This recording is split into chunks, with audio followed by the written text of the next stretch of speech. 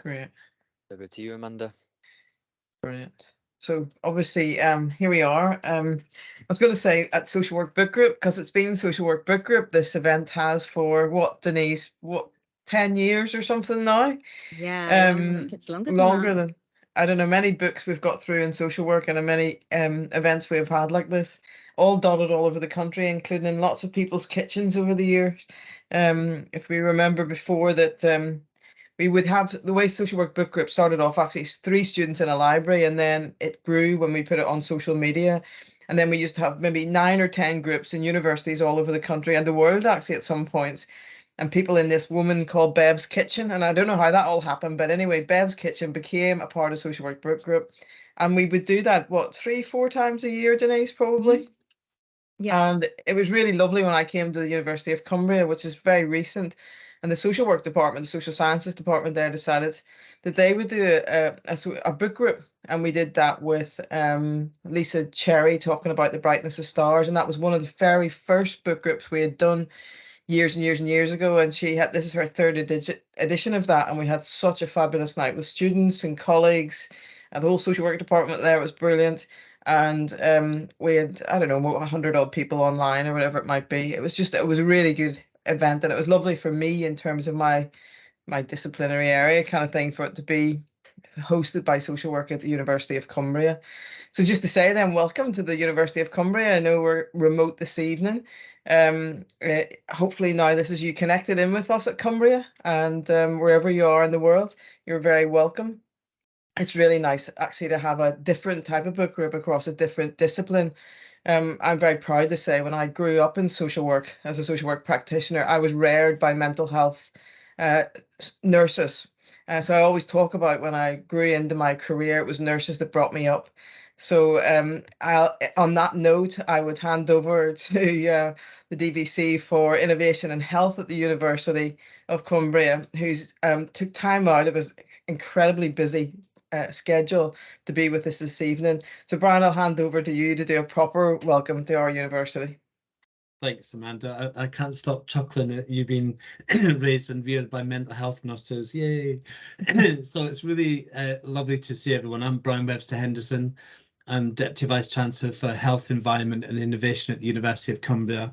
I'm a very proud nurse, mental health nurse by background, with a career in drug and alcohol services, and then went into adult nursing and did what most male nurses that I know tend to do in adult nursing, which is do emergency medicine, A&E, intensive care, and kind of work around that.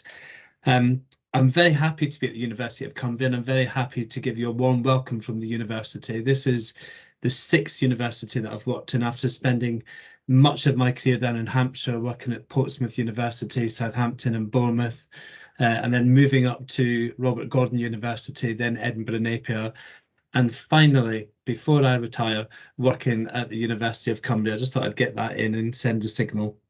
Working at the University of Cumbria. As a professor of nursing, I'm really keen to hear about innovation. I'm really keen to know what's going on in my sector and in other sectors, and how people can work seamlessly together through what sometimes seems as gulfs: health and social care, physical care, mental health care. And we have to find ways to connect over those gulfs that we set ourselves up with in many respects. I also have the privilege of chairing the Council of Deans of Health UK. That's 102 universities in the UK that provide nursing, midwifery and allied health professions. And very much during the COVID crisis, my work with government and with arm's length bodies and with regulators was hugely impacted upon as we found our way and navigated our way through the first wave of COVID, and providing advice to our sector, our universities, with many of whom students were still in practice. And for those of you that are in social work, I'm married to a social worker, and what I heard every day from my social work husband was that actually social work seems to be forgotten. I remember coming home and talking about how we'd been instructing and teaching our staff and students around hand washing and aprons and masks, and here he was as a social worker going into people's houses with no PPE to begin with, no masks, no hand washing. So we shared education, and he took that back to his work environment, and very quickly things started to move in the work environment. It kind of shows the environment that we were in at that time. But my thinking, and I won't take too long, Amanda, on this, because we're not here to hear me, we're here to hear our guests, and that's important that we give them the space.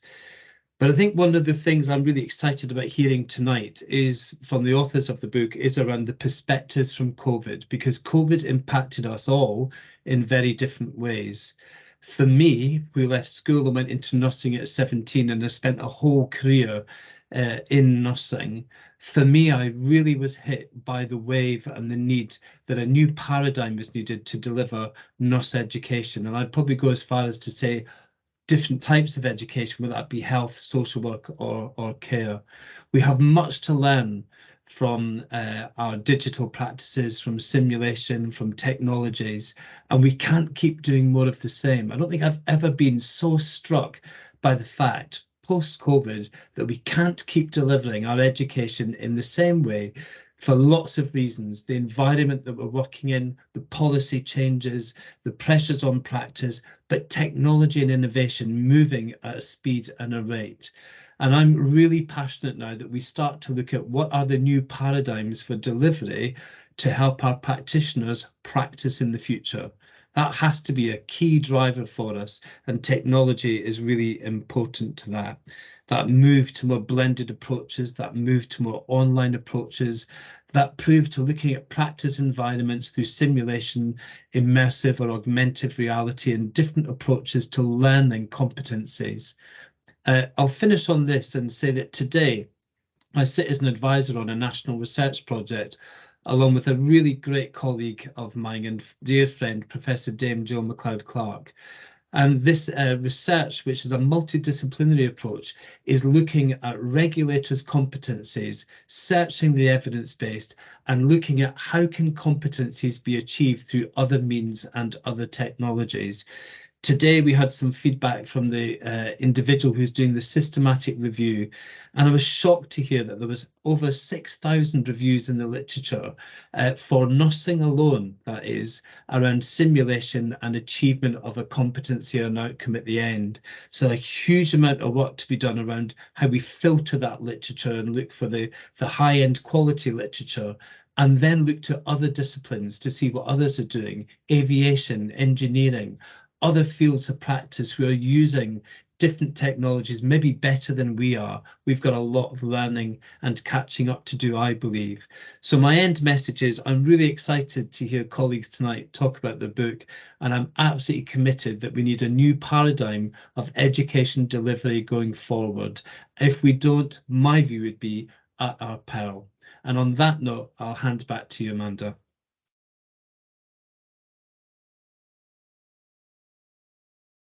But you might need to come off mute, Amanda. Apologies. Thank you very much for that, Brian. And I'm saying that I couldn't agree with you more. And we definitely don't want to be what Napster was to the music industry in higher education and any professional education really at all. And what I'm going to do now is hand over to, I feel like I'm passing the buck here, but it's quite nice for me to sit back at book group actually, because I usually have to hold the space. But again, here we are at the university. I talk about book group, and I've got my colleague, the director of the Centre for Excellence in Paramedic Practice, leading the way in paramedic practice with colleagues. We've got Gemma Howlett on the call. And last week, actually, in terms of what Brian's talking about, Gemma and I spent Friday morning looking at kind of the way forward for paramedic education in terms of digital, which was just we had a brilliant morning, actually. So Tom, I'm going to hand over to you, which is really nice, a luxury for me just to sit back and I'll just faff about in the chat and behave myself. It's a delight to hand over social work book group in this way into health. And I now feel as if I'm connecting the dots between my rearing in health and my background in social work. So thank you so much for taking this on. Not a problem, and I'm sure we'll get an honorary paramedic out of you at some point. Although you have said I should have worn my coat. So yes, yeah. Well, welcome everyone. My name's Tom Davison. I'm the Director of the Centre of Excellent Parents Practice and a lead paramedic provision here.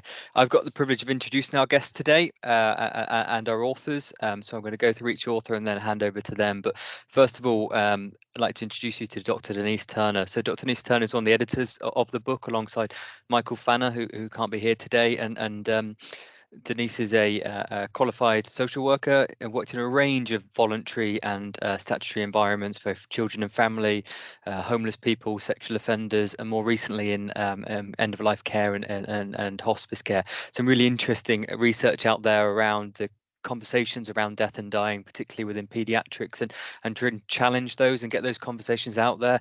Been a parent myself, got a lot of personal experience of that, and actually the power and impact you can have in those environments are really enormous as an individual. Some of the important things that Denise has done is sat as a chair of an advisory group in terms of the digital capabilities in social work, and that's something that both Amanda, myself and Gemma are looking to progress into the paramedic field as well, because there's some really great work there in terms of mapping out the capabilities of what it requires to be a social worker within healthcare and what the digital skills you need. And actually we found, similar to you, I think there isn't much out there about it and no one knows what you need to have in terms of skills, and that first step of mapping it is a really important bit. And then currently works on as head of social work at University of Chester. So thank you very much for coming today. Chichester. And then we've got Henrietta Maeve Banks. Henrietta Maeve Banks originally we've got another mental health nurse, so came into the profession as a mental health nurse. Got a few on the call today, which is great. And actually, original interests around the parental impacts of mental health and removing individual parents away from the family setting and the impact that has on individuals, particularly around some of the poorest deprived areas within the London region. And then went on to do a Darcy Fellowship looking at the curriculum of nursing colleagues and looking at patient quality and quality interventions as well. Overall, within the work, seeing a desire to improve access and improve equality for healthcare and healthcare education. And interestingly, we've seen it a lot within ChatGPT coming out at the moment, but a bit of research around AI and looking at a AI-driven, culturally inclusive mental and wellbeing screening tool. Henrietta now works within Health Protection England as the head of blended learning and the digital learning and development lead. And also, we will be talking about today, has wrote a chapter 6, which I will leave for Henrietta to talk about in a minute. We've also got Abigail. So Abigail, thank you very much for attending today and coming in. Abigail is a second-year MA student at Brunel Social Work and is part of the British Association of Social Work student group. And actually, one thing you'll notice about this book, which is really interesting, is the breadth of authors we've got from different perspectives in terms of practitioners, in terms of educators, in terms of students, and the chapter about COVID-19 and the virtual generation is really great to have it from the student perspective, and it really changes the lens when you're looking at this problem to look at a completely different angle, and really welcome those comments, and we'll be bigging up your Twitter post as well and your groups there, because it's a real great perspective as academics to have someone in a written textbook from driving that forward from the student's perspective. Just a bit of housekeeping while we're going on. So we've got a chat in there. Please drop your questions in the chat and Amanda will be putting the questions in there. Also hashtag digital connections. You can connect online and kind of put your information in there as well. And then we'll be able to post this. We've recorded it. We'll put it up on social media, and you could get this afterwards as well and share it around. So this first bit, I'm going to hand over to yourself, Denise, and just ask really probably a straightforward question, but why did you write this book? Okay. Well, first of all, just wanted to say thank you, Tom, for having us here, to you and Amanda, and to the University of Cumbria today. I had written a previous book, which we wrote, which I know Di Page from Critical Publishing is here tonight. Di and I and Critical Publishing put together a previous book that was just called Social Work and COVID-19. And we're very sort of proud, I know Di will back this up, that it was the first social work textbook that was connected to COVID, and similar to this book, it had sort of different perspectives in it.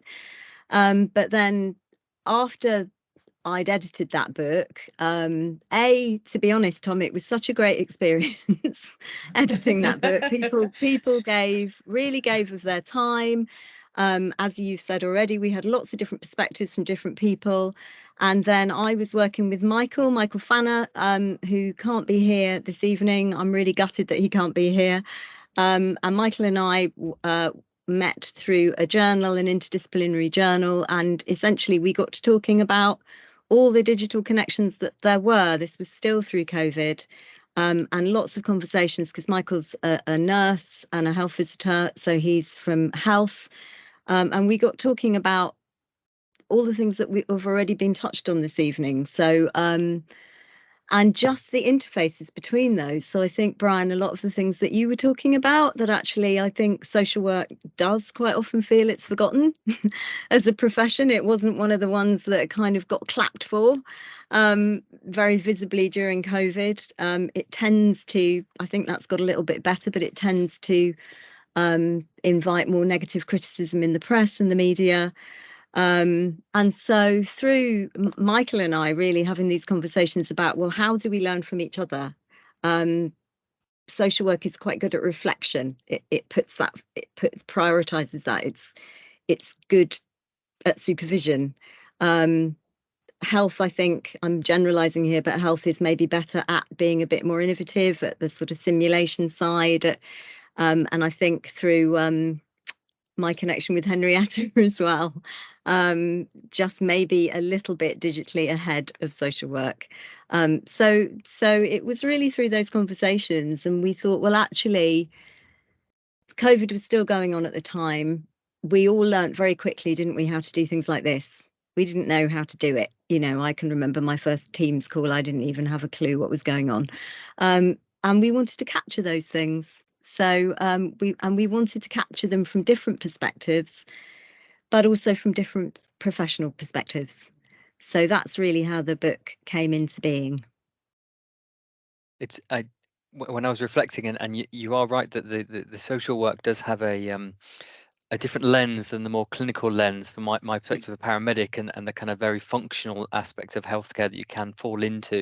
And it was really great reflecting, and the two thoughts that I came up around it were around it will be a great compendium of in 10 years time or 20 years time, when we're trying to reflect back what actually happened. It's going to be quite hard for us to remember the details, and one great thing about this book is it does set out the kind of what the response was and how we reacted, and allows that space to reflect as a profession, and really benefit that. I wonder if you wanted to go into more detail about a book, or maybe some of the sections, or go into a bit more information around some of the chapters. Yeah, I can do. Can I just make the point, Denise? Yeah. That was one of the reasons I remember when you wrote round us all to say, will you write in this book? And one of the reasons you talked about and repeatedly talked, and you did another project you might want to mention, was how do we capture this moment in time, and where everybody was at that time, and what they were doing, and their thoughts at that time. I wrote the opening chapter of that book, and I remember I just regurgitated sort of, I don't know, 18 years of thinking about digital and social work. So it was quite a kind of experience. But I think the project that you did after that, in terms of capturing all our memories, I think that was just relating to social work, was really quite powerful too. Yeah, so I think you put that beautifully, Amanda. We did do a project with an organisation called NAPA, the National Activity Providers Association, where and they work very creatively with care homes, and they have a chapter in the book. I think it's a fantastic chapter, which is about, everyone will remember how, I think it was Matt Hancock, wasn't it? His protective ring around care homes or not. And NAPA's chapter is about how they became digitally enabled very, very quickly. They're a really, really small organisation. And I think their chapter always kind of just makes, I think it's inspirational, actually, because we remember what was going on in care homes. And it's just about how they managed to keep going and learn new skills very, very quickly in order to support the care home sector. So, and I've worked yes, you're right, Amanda. We did a project together where we kind of encouraged people to make what we called moment in time boxes, which are really sort of memory boxes. And Amanda, you and I also worked, didn't we, with Napa on Stars in Memory, which was one of the first. Well, it was the first project during COVID, just remembering the amount of people that had died. God. And we invited people all over the world to make a yellow star of some description and put it in their window. And it was motivated by, I don't know if you remember in the news, an older woman had been let out of hospital or discharged from hospital in the middle of COVID. She had no family, no friends, but she could listen to the radio and she couldn't move to get it. And she needed a drink and she couldn't get a drink and all this sort of thing. And she thought, oh, they're putting these things in their windows. And she put a note to say, I can't get any water. And people responded to that, and it led to kind of, it led to that sort of thinking about actually the importance of kind of looking in the community. And I remember having a conversation with the chief social worker for England at the time and talking about how do we get back to that sense of community that was really present in COVID, that really was challenging back on sort of the Thatcher's individualism and popularism. So it was a lovely, I'll try and find a link to the Stars in Memory project, and it was about care home staff as well as people passing in care homes, and people, the volume of that and not missing these people, holding these people in mind as well. It was really impactful, that was, Denise. And those projects are captured in this book. So here's the book. I don't know if you can see it. It's quite difficult, isn't it, when I've got a background on. So Napa's chapter, which is in the book, talks about the Stars in Memory project and also the Moment in Time project. So both of those are captured there. And I think, Tom, you were asking me to say a little bit about the book. And I suppose just to build on what Amanda has just said, I think my experience of editing the previous book and then co-editing this book has been that both books have really captured that spirit of goodwill that there was at times during COVID, people giving their time, people helping each other out. And I want to kind of shout out to Henrietta and Abigail, who are both here today, giving their time, and all the people that contributed chapters to these books. And also to build, Tom, on what you were saying, that I think that's exactly right. This book was motivated by a sense of we've all learned how to do this really quickly. We've all kind of come together to support each other in different ways. And we want to keep that. We want to have some kind of testament to that. But particularly in this book, the focus is on how we did that digitally. So the book's broken down into 3 sections. It's got perspectives from higher education, and then there are 5 chapters in that just talking about the different ways that higher education, so that's both health and social work, higher education, responded to the pandemic, and looking at things like the practice learning experience of nursing students. I'm going to leave Abigail to talk about her chapter from the perspective of social work students. My chapter, which is called I Am Not a Cat. Many of you might remember the famous lawyer who couldn't get his cat filter off, and that was always my nightmare. And then part 2 is perspectives from practice. So shifting from higher education to looking at what was the practice impact, what were people doing in practice. And again, I'm going to leave that for Henrietta. Her chapter is in that. There's a lovely chapter called Putting Down the Laptop and Rolling Up the Sleeves. Yes. Which is about the mobilization of medical students, how they came onto the front line to help with the COVID-19 pandemic. And I think just the title of that chapter sums up so much of what happened during the pandemic. We've also got a chapter about St John's Ambulance and the way that they deployed volunteers to help with the pandemic, the vaccine rollout. And then the third section is perspectives on environments, creativity and well-being. And what we've thought about there is those kind of contexts and environmental experiences. So that's where the care home chapter is, the Napa chapter. We've got a lovely chapter about mindfulness and just kind of what did people do to cope. So and that's written by Annie Ho, who was previously principal social worker in Southwark.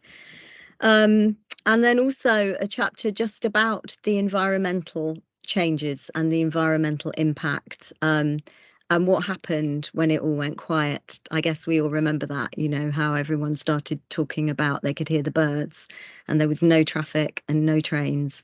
And Sandra Engstrom, who works up in Scotland, so a little bit further up than you in Cumbria, has written a chapter about, can we keep the environment in mind as well while we kind of adjust to the pandemic, but also beyond the pandemic. I'm not sure that we've done very well at that. But I think it's something to really be thinking of. So yes, there are 3 sections in the book reflecting those kind of different perspectives, and our aim, as you've already said, Tom, was to invite different perspectives within those perspectives. So it was very important for us to have different practitioners and also the voice of students, as you've said. So I hope that tells you a little bit about it. Yeah, absolutely. I certainly had to slow down when I was reading this, which is a real great thing to do in terms of just reflect and put me down and thinking about what I did in the time and then how it impacted my practice. And it did make me change the speed of thought into a more reflective mindset, which is a great experience. Yes. And I really enjoyed it, because often I go too fast, and we go too fast in digital worlds anyway. So actually having that time to sit down and relax was really good, and reflect as well. I wonder, Henrietta, if we could bring you in now, and maybe you could talk about your chapter and your involvement in this book, and the perspectives that you were coming from when you were engaging in this. Thanks, Tom. So again, as Denise said, I did some work with Denise and Amanda on digital capabilities for social work. And through that work and our conversations, I was actually given an honorary social work status. So when Denise invited me to do this, I thought I couldn't possibly say no as a starting point. But also, I mean, I have great interest in academia and research. And so for me, I have since 2012 made almost a point that if I did nothing at all every year, I do a couple of publications, either peer-reviewed publications or book chapters. So it ticked all the boxes, not least because there were other things as well that I felt actually could contribute to this conversation. So certainly for me, it was a real opportunity to be able to share the rapid learning that we had been able to galvanize through the process whilst developing the blended learning program for Health Education England. And that was a program that had, believe it or not, been mandated through Department of Health and Social Care as an approach for us to actually look into, to be able to support us in widening access to nursing professions, because we had realized that over the years, with our bursary going, we were losing, or we had lost, a good number of our mature student population. So it was, what else can you do?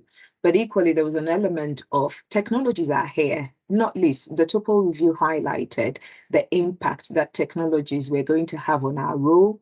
And as a result of that, the changing landscape in education and what that meant in terms of how we educated our workforce and needing a digitally ready workforce. So there were a number of drivers for me to be able to contribute what our learning had been, certainly in terms of implementing the blended learning program during a pandemic. So yeah.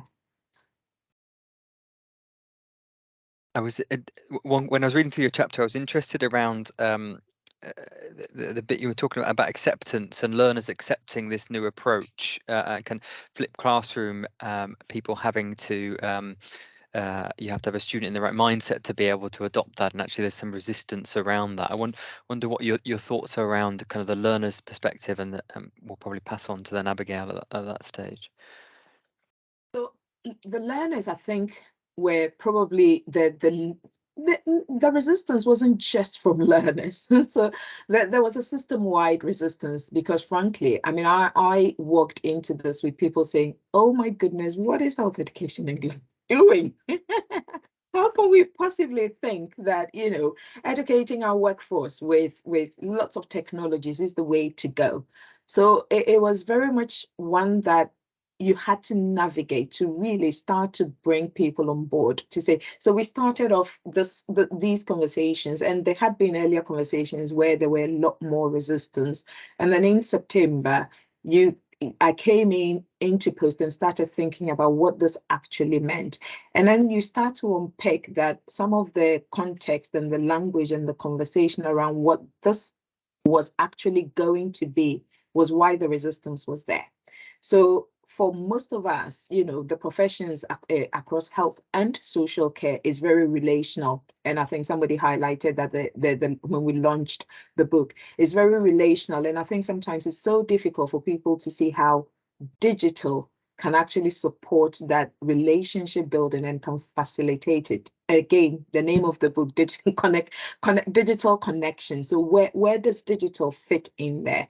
Now, once we had debunked some of those myths around, actually, this is not just delivering, a digital education or preparing our workforce through digital, but it's very much bringing in the traditional ways of doing it and thinking about how digital enhances those ways.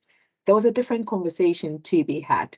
Now, in the middle of all of that, COVID really and truly, for all its faults, highlighted that we cannot carry on educating our workforce in the way that we've historically done and expect different outcomes. So that definitely progressed things and accelerated the process much quicker than any of us had anticipated, frankly. And at that point, some of the universities that we had started working with were ahead of the curve, frankly.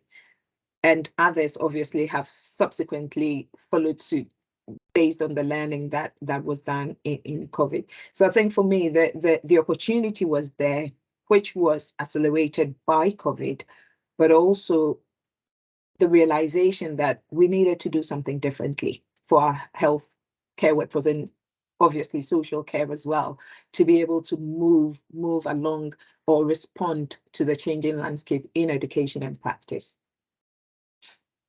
It's Henrietta, can I just ask you a question about that? Do you feel that there's any kind of, or do you have any concerns about regression, going back to normal?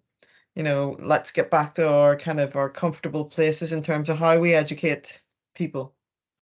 I think haven't gone past the initial resistance, and there will be resistance with people still having, we've seen some media coverage around student feeling that, they're paying for a YouTube education. That's how it's been described by some students. Yeah. Which suggests to me that it's not being done well. So if you do it well, as in not just, and again, we've had anecdotal evidence suggesting that, when things were moved rapidly online, students benefited from the flexibility of being able to access online education. But what they then said was actually lacked that interactivity, that socialization element and everything else, which for us was a really key point to the way that we had gone about developing or delivering the blended learning program, very much around it needs to be purposefully done for delivery. Yeah. Because otherwise you lose that essence of it. So I think really we've made some tracks there. It is a changing landscape, lots of learning. It's been learned rapidly. But what I really like, and I was just looking at the chapter again and looking at this paragraph that says in bracket, introducing the blended learning approach. So as an approach, it's not novel. It's been around, forever.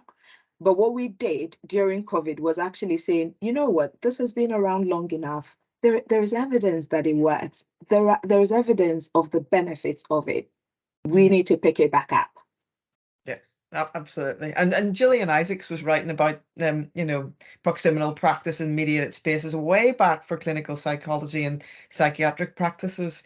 And I do think we should bring some of that resource to the fore, really, in terms of our methods. And again, going back to my conversations with Gemma about paramedic education at University of Cumbria on Friday morning, and when we're going through all the module descriptors, but Amanda, it's there, it's blended learning. We'll get to the granularity, when we start to deliver and design the rest of the programs. I was really encouraged by that. And she was so comfortable with what that meant and could articulate that beautifully, and I thought that making my job a lot easier today, kind of thing. I think sometimes as well, I mean, looking at what's happened in the last couple of years, somewhere at the back of all our minds, we've known that we need to do something differently. We've known the what to do sometimes. We've known, the when to do it or even why we are doing it. But what has always been very difficult to actually see progress and see things happen is the how. So it's sometimes, how do we actually do this? And somebody's got to start and start producing that learning to say, oh, actually, this is where the pitfalls are. And I think that's where COVID helped us to really progress some of the learning rapidly in terms of implementing it at a point when it was good enough and not perfect. Because again, the danger sometimes is we're waiting for things to be perfect before we do it. But if you think about, the various innovative approaches and quality improvement, it has to be iterative. And while sometimes, my regulatory colleagues or others have said, we need the evidence to be able to do things. Sometimes actually we need to do to generate the evidence. So yes. It's being able to balance. Thank you for that. Sorry, Tom. Denise, were you going to come in there? Yeah, I was just going to pick up on what Henrietta said actually, and somebody, Victoria's put it in the chat as well, that the patchiness, that what you were saying, Henrietta, about sometimes when people don't receive digital kind of intervention that well, it's often because it isn't being done very well. And I think there is, and Victoria's said in the chat that there was a real variety in the quality of online delivery, and I think maybe that shows up more when it's online as well. And I suppose, I'm just thinking off the top of my head really, but that's one of the things that we wanted to capture in the book, was what was being done well, what were some of the really kind of innovative interventions that were being made. But also I think there is a lot of work to do in supporting people so they feel comfortable delivering in this kind of online way as well. So again, I think that's something that I wouldn't want us to forget, because I think it is still patchy. Absolutely. I think, listen, I usually switch various hats from practitioner to entrepreneur to God knows what else I do. But I think for me, when I put my digital hat on, no digital implementation is effective if you do not think about the technologies that are being utilized, the people and the processes involved. And it's very much applicable to, education approaches as well. So for us, it hasn't been about technologies for the sake of it. It has been about what educational outcomes do we want our future workforce to really have. And as a result of that, what is the best method and the best technologies and approaches to use? So it's asking if you ask the right question, you get the right responses in terms of how you get there. And I think that has been important for us. And whilst we've had to do things rapidly and be responsive, some of the work that we are doing now is taking stock and going back and asking the question around, what are you doing here? What are you doing there? Because the patchiness, and we are very much aware of it. And with my personal interest of inequitable access, I am sitting there going, why have they got it and why haven't they? So for me, there is a personal investment in ensuring that actually where there are opportunities to share good practice, as we are doing now, we are able to capitalize on that, and where we can actually use evidence to target the right interventions in the right places to support, equitable access to education for our health and social care workforce, then that's where we need to go with it. Absolutely. We've got choices to make now, haven't we? Previously, we were forced into it during the pandemic, and we've got to choose what we do and when we use it, and use it in the right instance. I wonder if we could bring Abigail in now to just talk about your perspective and certainly your the involvement in the chapter that you co-wrote, and maybe a bit of background about the group that you're part of as well. Yes, thank you, and Tom. So I am part of BASW Student, the British Association of Social Workers Students group, and I've been part of their media team since 2020. And yes, and I've worked in a group to produce the book chapter, chapter 4 of the book. And so the group formed through Twitter. The lead, the Baswa student lead at that time, she sent a message on Twitter to for those interested in forming a Baswa student group. At that time, there wasn't any official Baswa student group, and I'm interested in digital things, so I decided I wanted to join it, and I also wanted to further the profession, which I've just started as a student social worker.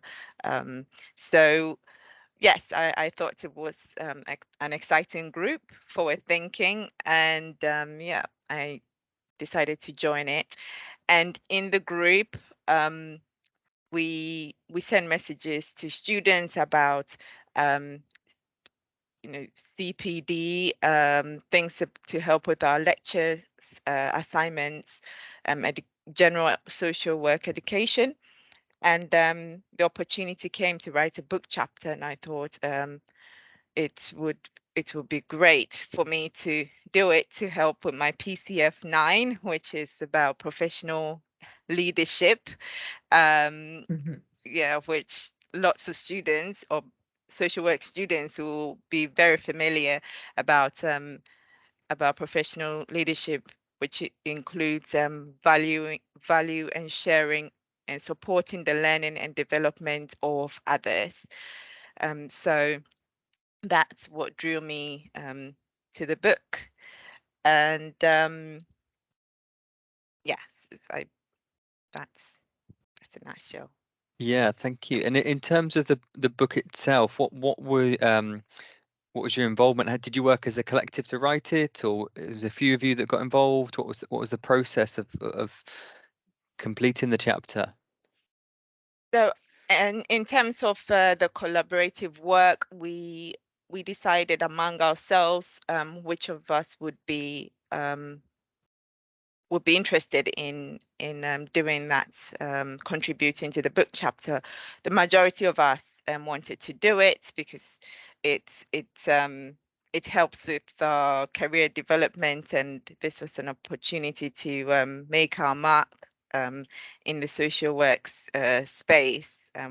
Most of us haven't had that experience of writing to a broad audience. So yeah. What were your reflections when you're writing in terms of your experiences as a student? Was it a first year at the time? You were a first year MA student during the pandemic? Yes, I was a first year MA social work, master's social work student during that time. I had no experience in terms of writing for a social work audience. So. And as a student, what was your kind of experiences during the pandemic, and when you were writing the book? What were your main points that you were trying to get across? Yeah, so as a student, we wanted to talk about, and we do mention in the book about learning, access to learning, well-being, placement. That was, we believe those were key points that the digitalization has affected those aspects of our students' lives. So we wanted to pinpoint the positives and also the things that could be improved based on our digital experiences. And the important things that we wanted to let others know was about the cost of the virtual learning, in terms of access to equipment, and also the cost that comes with it, purchasing compatible devices so that we'll be able to access lectures, having also access to online materials, and which involves having access to the internet through reliable broadband services, especially when one is entering a live lecture, and being quite concerned when the broadband is not working and missing out on education, or missing out on discussions. So that those were very important to us. And some of the things that we talked about in the chapter was how each individual is different, and even in social work we don't we personalize things for the individual, and as students we appreciate that the digital experience differs for each and every one of us, and that we benefited from the digital experience, as in that we had more flexibility, more choice, and that fitted well with our caring responsibilities for some of us, for our health conditions for some of us, with our personality. In terms of some felt they felt they could engage more in academic discussions, in lectures, because they're able to go into virtual small groups to discuss things, as opposed to putting up their hand up in class, and feeling like they must speak in class. So that was some of the benefits, and sometimes we had to also balance it with our home life, in terms of when some of us had children in the background whilst we're discussing very sensitive issues, and we had to do things discreetly and manage that in a good way for our families. So in all, we all benefited, that we had a choice between in person and digital online, and we wanted that to keep going moving forward, because choice is very important, and access to learning has been enhanced using online books and online resources. And we still had access to our lecturers via email, and some of us found them very responsive, even in the height of the pandemic. So we didn't feel that we missed out completely, as some of us felt that although as social work students we had access to the internet, we are mindful that some service users may not have access to the internet, and when we're conducting in visits or court hearings also, which was done online, there were difficulties, and we need to learn how to navigate those in a digital world. There must be a balance to enable those who don't have access to digital infrastructure or the internet to do so. And yeah, we do mention also about self-care and learning about our emotional well-being in a digital world, and also even for me personally, being part of the BASWA media student media team, it was a therapeutic, I would say, because I knew that there were people in the group who are students like me, but they're in different backgrounds. They have different different stages, different degrees, such as apprenticeship, masters, bachelors, and I enjoyed having a wide range of students with different knowledge base to tap into that. And I found that the group was very motivational. We helped each other out, and that I found very helpful and therapeutic. Even on WhatsApp, we met via Teams a couple of times within, let's say, 6 months. But we found out that, you know, chatting on WhatsApp was also a way to connect, and we wouldn't have been able to do that in person. Even in a conference, an in-person conference, you're unlikely to meet the number of students that we had on our team, and to discuss our life in detail. We were basically living life together, the whole experience in a digital way, and it was real, I would say, you know, more so than physical, because, you know, we can do things out of real time and catch up and help each other out. So, yeah. Thank you. So many things there in terms of bringing together that chapter, and some brilliant stuff you ended on there around the connections, and actually it kind of encourage you to make deep and meaningful connections within those environments, and kind of go along with other students that are experiencing the same aspect. I mean, I wonder whether or not we could open up wider. Denise, did you want to come in at this point? I was just going to say that thank you again to Abigail and to Henrietta. I think it would be great to open up to questions, but I was just going to say I really loved that point you made, Abigail, about the digital being real.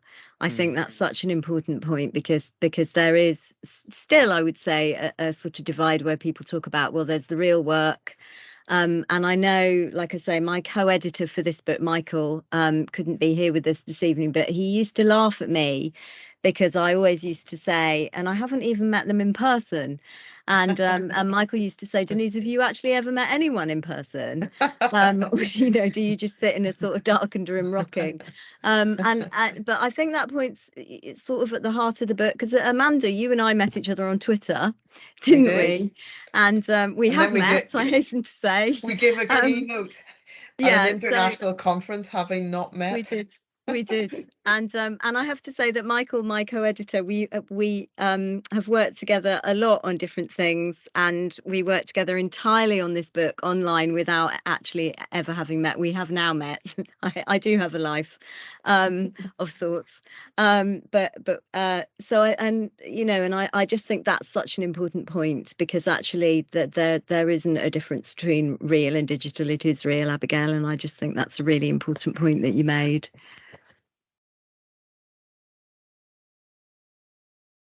So, Tom, do you want to open up to questions? Yeah, absolutely. Henrietta.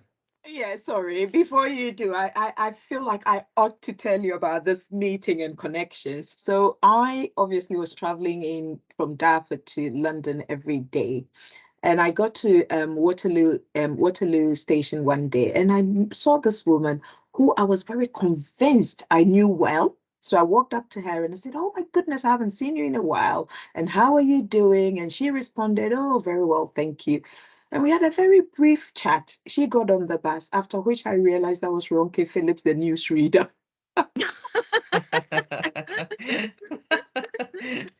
I'm sure you did feel like you knew her. Yeah. It turned out I did not know her, but because I have connected with this woman on the screen over the years, I convinced myself I knew her. That's brilliant. So that's connectivity for you. Yeah. And for anyone that's a fan of Happy Valley, which ended on Sunday, I honestly am convinced that they were all my friends. So and have now gone.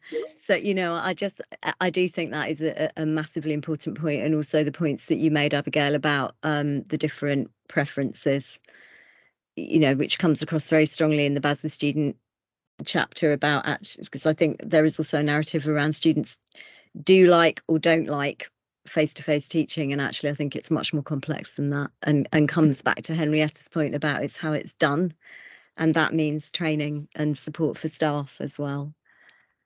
Can I ask another question, Tom? Do you mind? Yeah, jump in. Sorry about this. I was wondering, were people gonna people as in other people outside of the authors and the editor gonna maybe mention bits of the book that they really liked?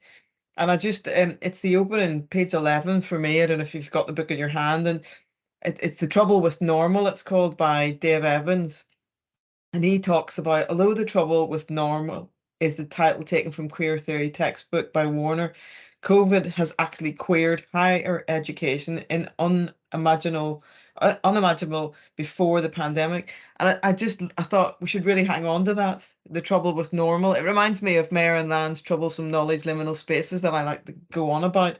But I don't know if anybody's read that on page 11, but if you haven't, I would encourage people just to go back to that. It was just something that really stuck out to me, and I wonder, was there anybody else in this meeting who had read the book or even just skimmed it, had something that really stuck out to them? I was just going to say, Amanda, that David's got a horrible virus. Gosh. Really not, otherwise upper respiratory tract, otherwise he would have been here with us this evening, so he sends his apologies.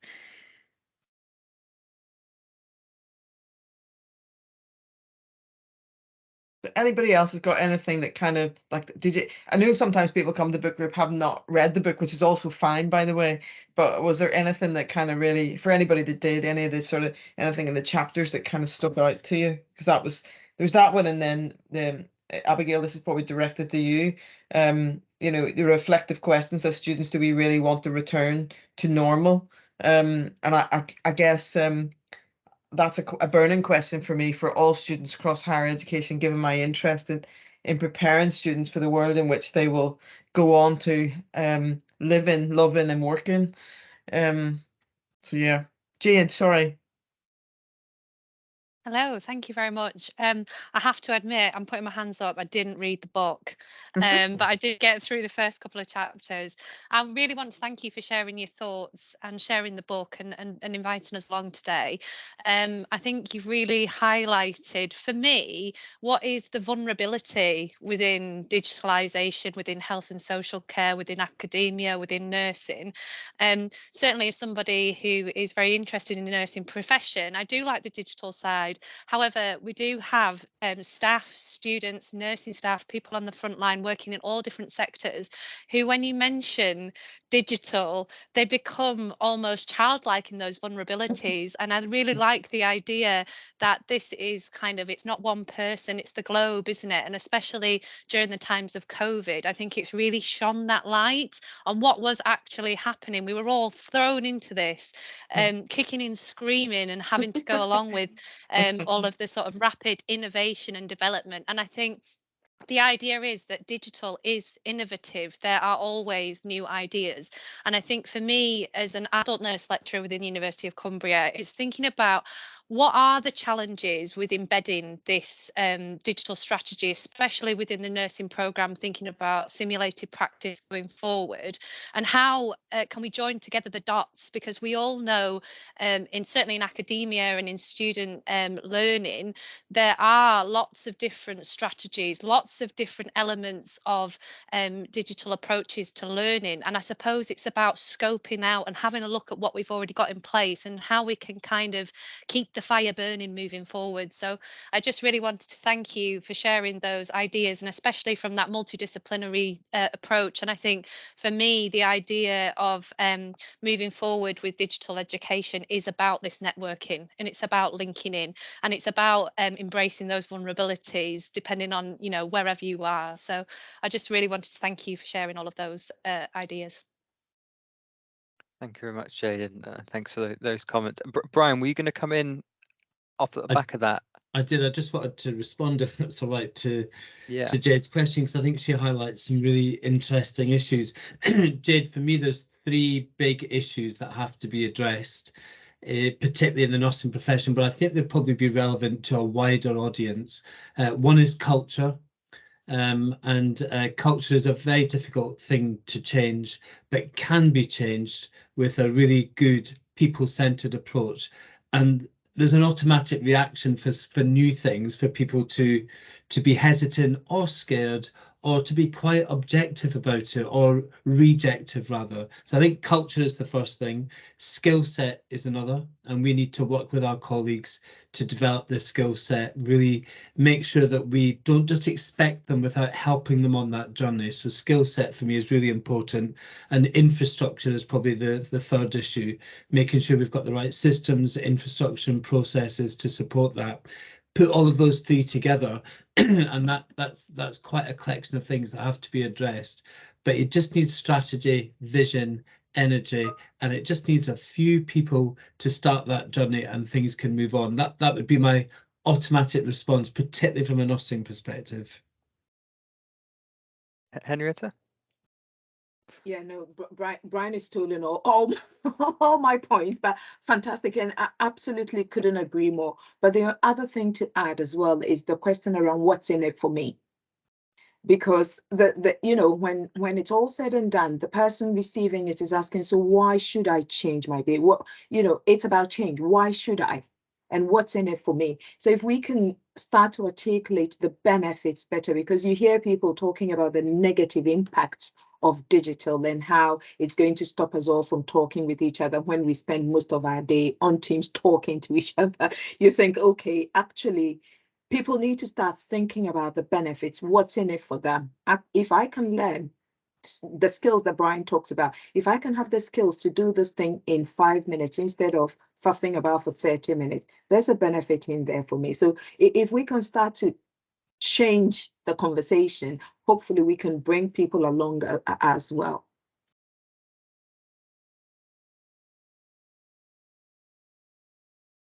There's one, when I was just reflecting back on that conversation, the question that Amanda said around anything that came up when you were looking at, I think a number of times, thinking about pre-pandemic and then post-pandemic, when you were coming to things around assessment, there was often a lot of legacy kind of influence on assessments. We can't do that because computer says no, or computer says yes, but we're not going to choose to use the computer.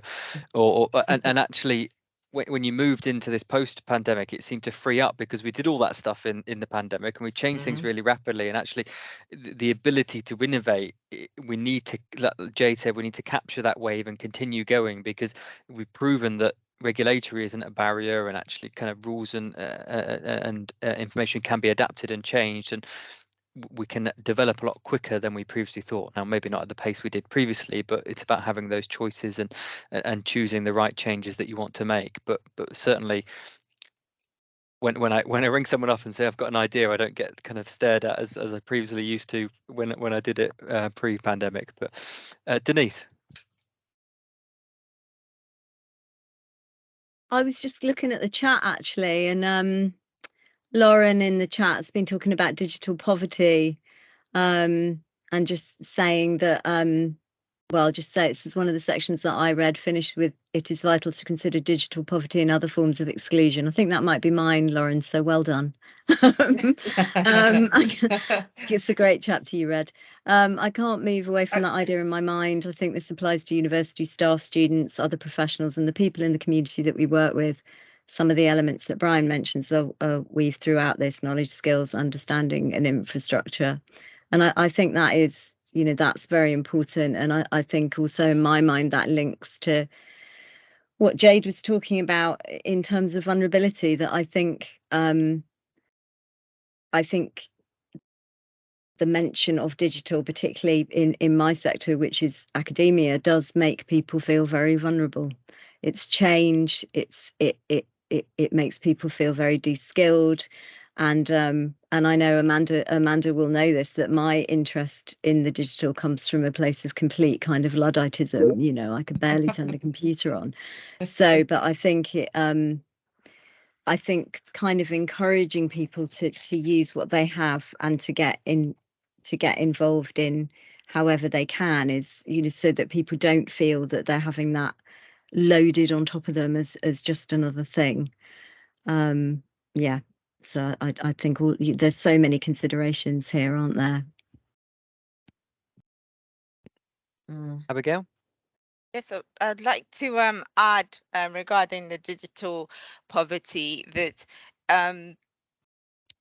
if in a way individuals can it's a way of looking at their wider network on how they can support them to meet those needs, those digital needs that's been brought by digital poverty. For example, at my university, even in the pandemic, there were the options of borrowing IT equipment from the library or going into the library to use the equipment there so that one can doesn't necessarily have to purchase a computer if they can't afford to do so.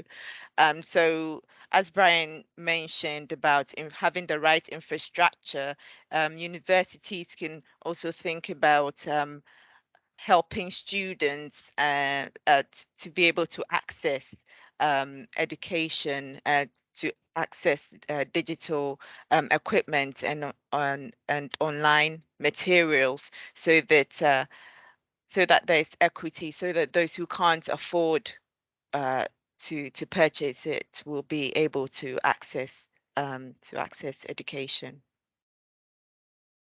Those enablers as education institutions are really important for us to kind of really think about, to actually enable access and ensure we give that equal opportunity, because they are barriers and limiters that we should be investing in, and kind of, rather than thinking about the kind of high-end shiny stuff that look good on an open day, actually access is a really important thing to get people to invest in, so we can get the kind of everyone up to that same ability. Henrietta? Yeah, no, I was just listening to Abigail made me think about some of the practical things that we saw some of our universities do. So, for example, when Abigail was talking about the chapter and the fact that yes, much as they were provided with flexibility, they had to deal with other things of balancing family life and work and having to discuss sensitive issues with children around. And what some universities practically did was create this professional space for students who may be sharing accommodation or didn't have privacy to go into that space and be a professional for that duration of time when they had to practically engage with people where there was sensitive data. So again, it's about that practical way of supporting people to access that education. I have put in the chat digital user personas, and I always say when you are doing anything that involves digital, hold these people in mind. And I don't mean just by people who are receiving it, but actually people who are either educators, healthcare professionals. You will find that there is somebody there that says, I don't do tech, or right to the other spectrum is saying, bring it on. How are we going to do that? But you just really have to hold these people in mind, because if you've got even a digitally positive and engaged person who lives in an area with no connectivity, they're not going to be able to utilize their skills fully. So it's just holding these things in mind. That's fascinating, because we're working with the Centre for Digital Transformation at Cumbria, working with Connecting Cumbria and a 5G company at the minute. And actually there's a dissertation project, if anybody's interested, one that wants to do a master's dissertation project, not looking at you at all, Lauren, around this, because there's 96% of Cumbria that are now digitally connected, have got some form of kind of connectivity, but that means there's 4% who don't. And actually there's this area, and I had a fascinating conversation with they were, they're all technicians, really, IT specialists, talking about this the other day, and I was asking them the question, those 26 houses that you're talking about in Buttermere that aren't connected, how do they access the world, like more broadly, healthcare, emergency services, social services? What are we going to do about it? And they've offered us a lovely dissertation project, actually, to a Cumbria student, to sort of take that on from a more social point of view rather than a technical kind of hardware and fiber type point of view. But I put in the chat that that became very stark for me through homeschooling, and I worked on a project in Manchester. Like I was their director of digital, as their one of their board of directors, New Begin in Stockport. And they got in touch with me almost as it was announced to say we're about a quarter of the way of through this project with these parents, groups of parents who are at risk of losing children, and there are 32 children here at risk of going into care. We need you to help us continue this group. This group has a real impact. Our evidence shows it works, blah, blah, blah. And overnight we wrote a funding bid, and this goes to your point, Tom, when you're saying about how quick we can react and respond. And we haven't got time for this, but actually when we view the need in a different way, I think we have to make time for some of these things. And we put a bid in overnight, and one of the things we did within that bid was get money for iPads for the children and Wi-Fi so that those children could access homeschooling. Like, it was really stark at that time that they were being sent home. The parents were in group. They were trying to keep their children out of care. And these children, they were sitting in limbo because they had nobody rooting for them, basically. And we did a piece of work, and the parents wrote a blog about that. If you look up New Beginnings Stockport, and I did a vlog as well about my reflections on the urgency around that.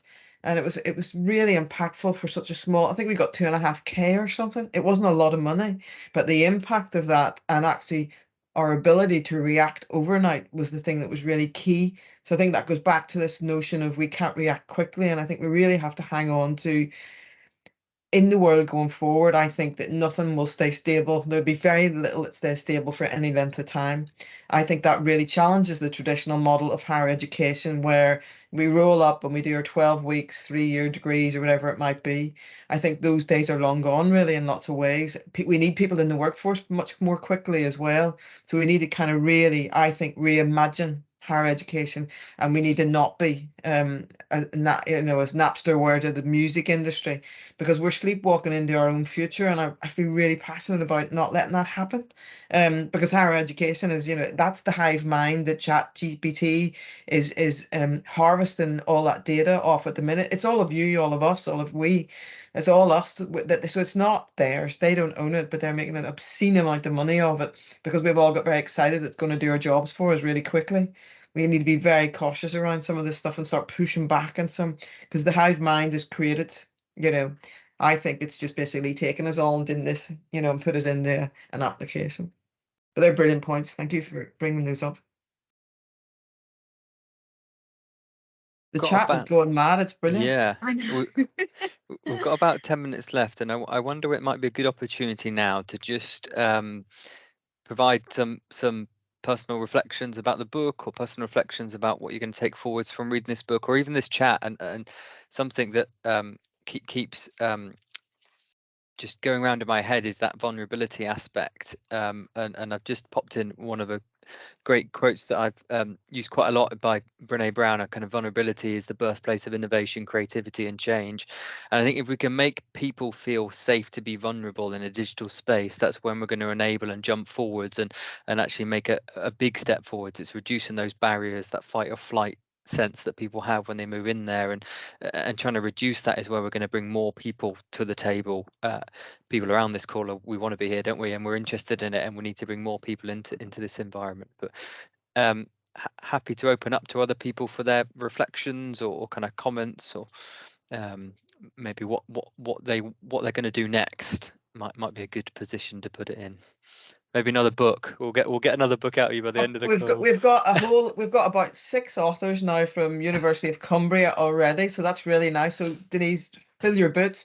You won't have to torture me. You can torture all them now. At least a couple here from Chichester. I'll be calling them in the morning. You got a compendium of digital education. I mean, I was just going to say something, actually, if you don't mind, that where I work at Chichester, it's quite a rural area, and we have recently been having conversations with the regulator, the social work regulator, about students that can't drive, and placements, and how they get to placement, and there's a bit of there's some problems essentially around guaranteeing placements for students that can't drive, and again that seems, there are all sorts of equity, equality issues, all sorts of things. We're in austerity, we're in fuel poverty, so I think it isn't that.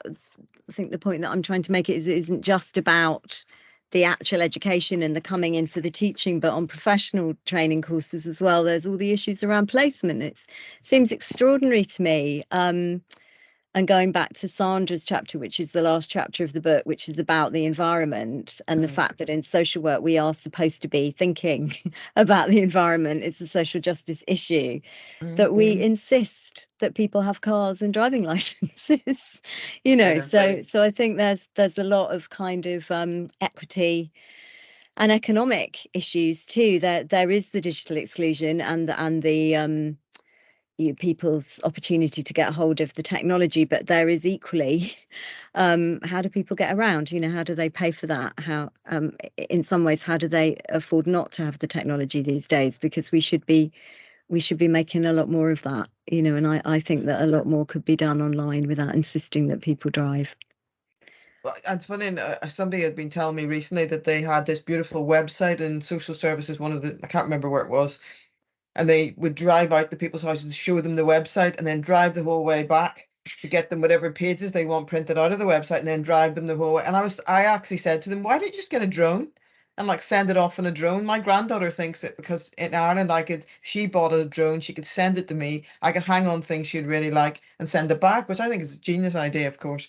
And would encourage that. And Tom, you know, anytime anybody says anything to me, I say, oh, let's drone it. You know, I want to drone the whole of University of Cumbria. I want to drone all the classes, you know, and IT are a bit worried about that at the moment. I don't have a driving license for a drone, apparently. So. But anyway, I'm just reading through some of the comments in the chat. The chat's very busy, which is just brilliant.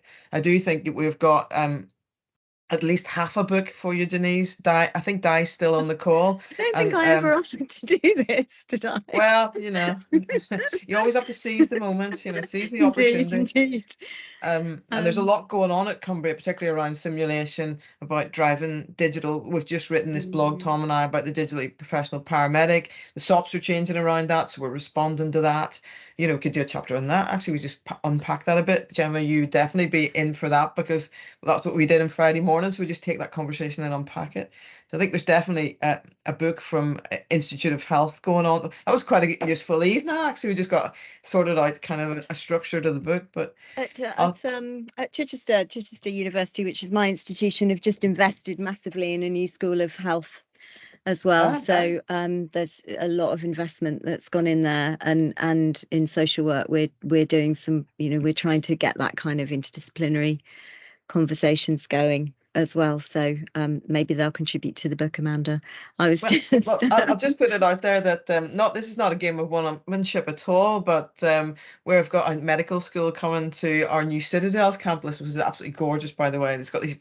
Have a look at the Citadels in Carlisle. This is completely beautiful building anyway, but we're partnering with Imperial for a medical school, so you might have a few more chapters there as well, and maybe what we should think about doing is a book on the way forward for professional education, and that might be a nice kind of offering, because we've got the data for social work, Denise, as you were my my examiner for my PhD. So we've got a few different kind of chapters here that we could, you know, start to think about, you know, does the future of these professional groupings look like in terms of their educational offer, and let's scope that out and provide the way forward kind of thing. Henrietta, you'd be in for this. That's very much where this book came from. I think that it's a starting point. I think it's a starting point in thinking about that kind of interdisciplinarity. Like I said at the beginning, how can we learn from each other? And I think I'm just looking at Martin's comment in the chat where he's talking about the important thing also is to be engaging with learners. So, you know, what do people want?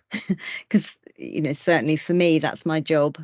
So it is also about responding to what students are saying they want. And at the moment, post-pandemic, I think that is really hard, actually, because, you know, we are in a kind of, we're not set up to do hybrid learning. So, you know, if you're used to kind of teaching in a very workshopy, participative kind of way, then you forget that you've got people on this big screen behind you, you know, and so I think there are lots of conversations to be had with students as well about how do we take this forward. Martin, I would put you forward for the student engagement in hybrid spaces then. I think Careful what you really, put in the chat. really interesting in terms of what can be done. In my mind, there's a question around what the ideal should look like, because a lot of the time we are thinking maybe in the next 5 years, but based on all these conversations, we've all got some sort of an ideal in our minds. If money wasn't an object, it's almost that miracle question of if money wasn't an object, or regulation wasn't an object, professional issue, what would an ideal health and social care education looks like? And I think if we start to think about that and work our way back as to what we need to be in place for that to happen, then we can get this book that is pretty much futuristic. I mean, when we did the Topol review, it was looking at 5, 10, and 20 years. COVID meant that heat map happened much, much quicker and earlier than we had anticipated. And I personally, and that might just be my optimism, that it needs to change, and it can change quickly, but we need to almost draw a line in the sand as to what the ideal should look like, and then be able to work towards it. Brilliant. Thank you so much. Tom, I'm gonna probably ask you to round up kind of our reflections of this. It's been a very busy. I'm gonna make some notes after this, including all the people who said they would chapter this book. Amanda, can we capture the chat? Yeah. We should be able to, yeah. That'd be I think great. everyone should be able to have access to it. I think. If Ah, not, post the we can event, yeah, capture it. Post event, just- should be able to access That'd it. be great. And we should be able to do that.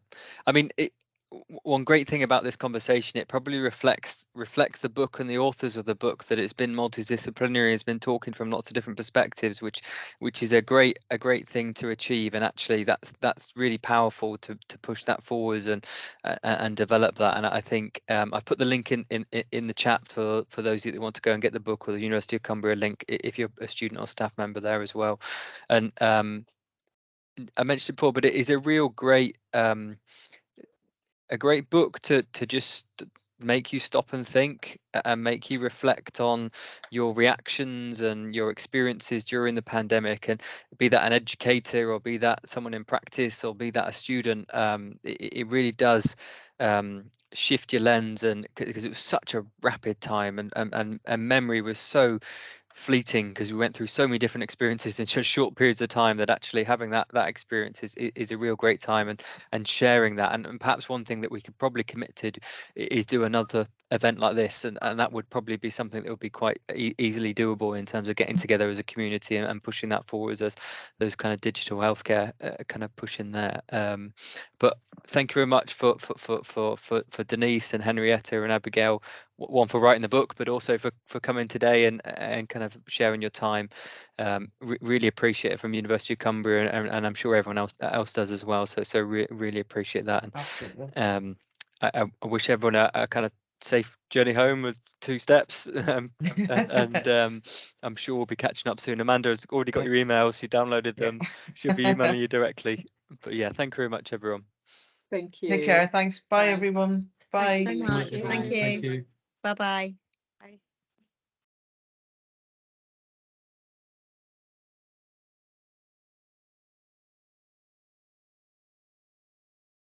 Thanks, Tom. Thanks, Amanda.